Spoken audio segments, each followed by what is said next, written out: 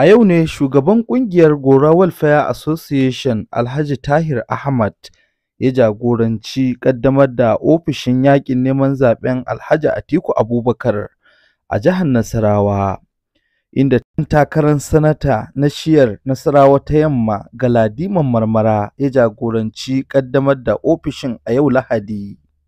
Haka zalika, ɗaya daga cikin 'yan takarkarun ɗan majalisar tarayya Mr. Babayi shi ma ya samu daman halartar wannan taro.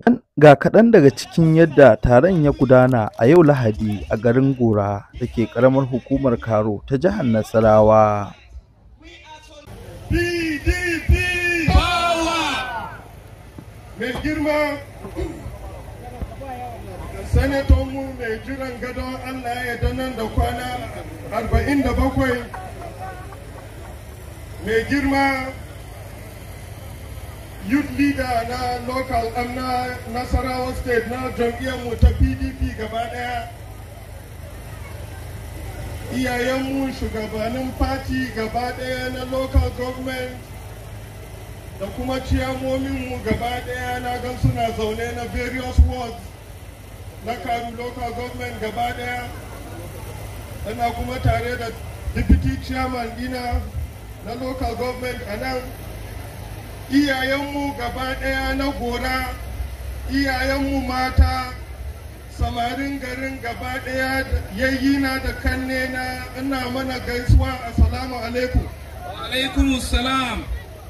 Yau ina cike da farin ciki da na zo na saya a gabanku yau a nan Gora. Ba abin da zan ce sai dai na yi godiya na musamman na kuma faɗa mana dukkanmu 'ya'yan Gora yau. Ba abin da zan ce maku da wannan gangami da wannan kuma gagarumin taron da kuka haɗa mana yau na jam'iyyar nan tamu ta PDP. Allah ya saka ma kowane ɗayanku. Yau mun zo ne mu bude ofis mu kuma gaisa da ku, mu kuma tabbatar maku da yardan Allah wannan zaben akan zaben Atiku Abubakar, akan kuma zaben Senator Umar Galadima da kuma zaben Babayi Ishaku Bulus muna jiran lokaci ne. In Allah ya yarda za mu kai ga biyan bukata.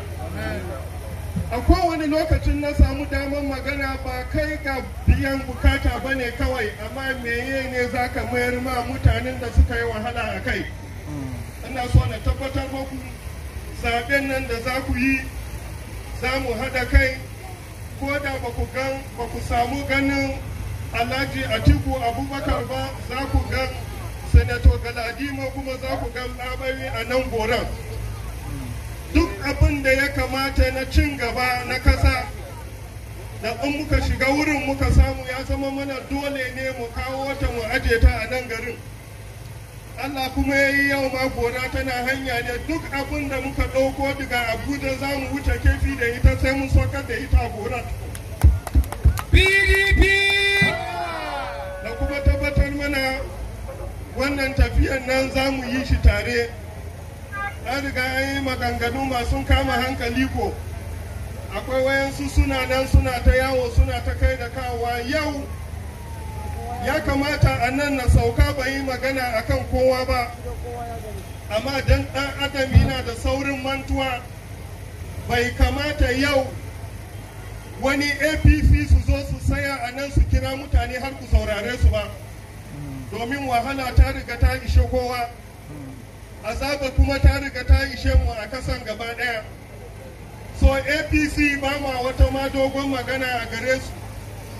Duk wanda ka ga yana APC yau ya zo ya tara mutane yana masu jawabi abu nan da suka riga suka sani.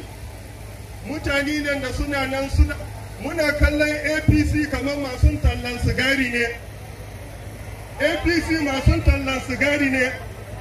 Da kamfanin da take buga sigari sun san sigari tana da illa, mai sayarwa ya san tana da illa, mai sha ma ya san tana da illa. So jama'a gaba daya ina so na bamu wannan dama na bamu hakuri gaba daya. yanda Allah ya tada mu nan ya kawo mu nan lafiya, Allah ya sa mu koma gidajen mu lafiya. Akwai wayansu suna nan suna kan an ce suna hawan doki ko? Ina kuma so na tabbatar maku suna kan dokin kara ne. Dokin nan ba inda za ta kai su. Allah ya taimake mu. Yanda muka same ku lafiya, Allah ya sa kuma mu koma gidajenmu lafiya. Na gode. PDP! Haka shi ma ɗan takarar sanata Galadima ba a bar shi a baya ba, ya tofa albarkacin bakinsa tare da jawo hankalin al'umma akan wannan zaɓe da su gane cewa wannan zaɓe amana ne Allah ya ɗora mana, da haka Allah zai tambaye mu akan jagorancin da a gabatar. Saboda ƙarancin lokaci, jama'a da muka taru a wannan wuri, mazanmu da matanmu, matasanmu, yan uwanmu mata, iyayenmu, ina kowa barka da wannan lokaci. Da farko ina so na yaba wa wayanda suka shirya wannan taro da cewa sun yi ƙoƙari matuƙa. Wannan taro irin shi ake nima, taro na sadakar da kai, wanda wayannan masu taron suka shirya a ƙasashen da suka gabata ko kuma a ƙasashen da suka ci gaba. Za ku samu cewa ire-iren wannan ƙungiyoyi su ne suke ɗaukaka darajar kowace al'umma. Ire-iren wannan ƙungiyoyi su suke ɗaukaka darajar gwamnati. Ire-iren wannan ƙungiyoyi su suke ɗaukaka darajar fati, kowane irin fati a kowane wuri a ƙasa. Saboda haka ina son yaba wa waɗanda suka shirya wannan taro da cewa lallai sun yi ƙoƙari, kuma Allah ya saka musu da alheri. Abu na biyu da nake so na faɗa, ina son jawo hankalinmu da muke tare a nan. Kamar yadda na ji wani ya ce kar a ce kare wannan taro na mai zama kamar taron kuda, ya zama taro ne mai amfani. Kowa dai ya san halin da kowa ya shiga a ciki. Duk halin da muke ciki wannan ba sai an gaya wa mutum ba, an ce jiki magani. To yanzu PDP tana neman ta dawo ta karbi wannan mulki, ko in ce ta dawo insha Allah za ta karbi wannan mulkin da izinin Allah, ba da karfin mu ba. Saboda haka ina jawo hankalinmu mu gane cewa an riga an sha wahala. Yanzu idan kuka duba lokacin da PDP take mulki a ƙasar nan, jama'a shinkafa nawa ake sai da buhun shinkafa? 8,000. Yau nawa ake sai da buhun shinkafa? Jama'a nawa ake sai da magi a wancan lokacin? Yau nawa ake sai da magi? Su taliyan da ma ba a ci yau nawa take? To jama'a mu hasa hankalin mu a jikin mu kiyaye. Musamman ƴan uwan mu, iyayen mu mata, muna da saurin mantuwa. Mukan daura abinci a kan wuta a zo a sata a wannan gwamnatin. Ko ba a sata abinci? A lokacin PDP an taɓa sata abinci? To ya kamata mu sa hankalin mu a jikin mu san cewa an riga an shiga cikin hali na rudu na wahala. To kar mu maimaita, domin aka ce in wuta ya kone ka sau ɗaya ka ga hayaki sai ka yi gudu. To kar mu yadda wutan ta ƙara zuwa ta kone mu. Abu na biyu da nake son ƙara gaya mana a nan shine mu riƙe amana. Mu riƙe amana dan Allah dan Annabi. Kada ɗan taro sisi ya zo ya ruɗe ku. A je a canja tunaninku. A canja muku rayuwarku, ku ƙara shiga fitina na shekaru da yawa. Dan Allah dan Annabi mu riƙe amana. Mu riƙe wa juna amana. Wannan abin da muke tsaya gaban ku muke faɗi nan ba iyakanta ba kenan fa, za mu tsaya gaban Allah mu yi bayani. Da mu da ku duk za mu yi bayani a gaban Allah. Ku da kuka zaɓe mu, Allah zai tambaye mu. Mu da muka tsaya muka shugabance ku, Allah zai tambaye ku, zai tambaye mu yadda kai tsakaninmu. Saboda haka dan Allah dan Annabi mu riƙe amana. Da musulmanmu da kiristocinmu duka ana wa'azi a ko'ina cewa amana da alkawari abu mai muhimmanci ne. To mai kokari mu riƙe amana da alkawari.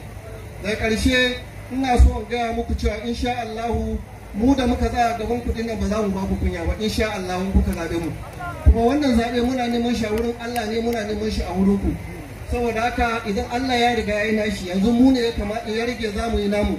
To namu ɗin da ke zuwa fa muna roƙon Allah ya sa mu a hanya. Mu zama masu addu'a, mazanmu da matanmu, kiristocinmu da musulmanmu mu zo masu addu'a a coci, a masallatai, a gidajenmu mu dinga addu'a Allah ya ba mu zaɓin alheri. An yi APC da Buhari ya zo ƙasar nan, lokacin da yake zuwa ana cewa canji ko da bulala. a yi canji ko da bulala, ko wanda ba a shan bulala yanzu a ta mai kalangunta mai rashin bulala. Saboda haka mu kiyaye da Allah, mu kiyaye.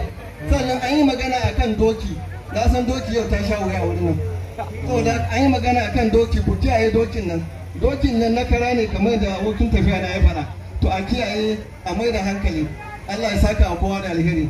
Yadda muka zo lafiya, Allah ya mai da mu lafiya. Allah ya saka, Allah kawo mana wannan zabe cikin sauki da kwanciyar hankali. Allah ya kawo mana wannan zabe cikin aminci. Allah ya saka muku, na gode, Allah ya saka.